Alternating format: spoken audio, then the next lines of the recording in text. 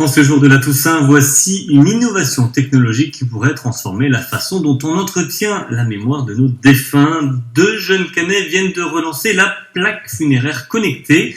Un QR code posé sur la tombe permet aux descendants de connaître le récit de vie des ancêtres. Mode d'emploi avec Thierry Cléon et Cyril Duponchel. Cimetière d'Evrecy, à l'heure de la Toussaint. C'est là que nous retrouvons Hugo et Isaac, deux jeunes créateurs de Scan & Learn. Scanner et apprendre de celle ou celui qui repose ici-bas. Ça va nous demander un mot de passe spécifique qu'on va mettre. Et donc là, on voit toutes les différentes photos.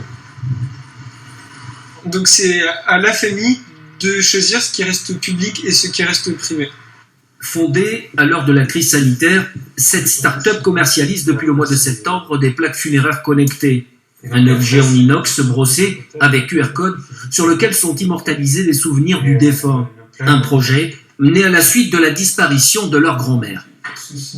Et nous, on voulait vraiment que la mémoire de notre grand-mère, qui est décédée il y a 1 an maintenant, puisse vraiment suivre les générations, qu'on puisse vraiment connaître son histoire. Et donc du coup, on a créé justement ce mémorial en ligne avec cette plaque funéraire connectée qu'on a posée sur sa sépulture. Et on s'est dit, mais en fait, si notre grand-père avait ce besoin, si notre famille avait ce besoin, peut-être que plein d'autres familles auraient aussi cette envie de faire perdurer le souvenir finalement. Pour cela, le principe est simple. Le client, via le site, envoie des informations, des vidéos, bien encore des photos du proche disparu. Et nous, sous 48 heures, on conçoit son mémorial en ligne et il sera directement accessible. Reste aujourd'hui à se faire connaître auprès des acteurs du monde funéraire. Hugo Fermand, de la société Scan & Learn.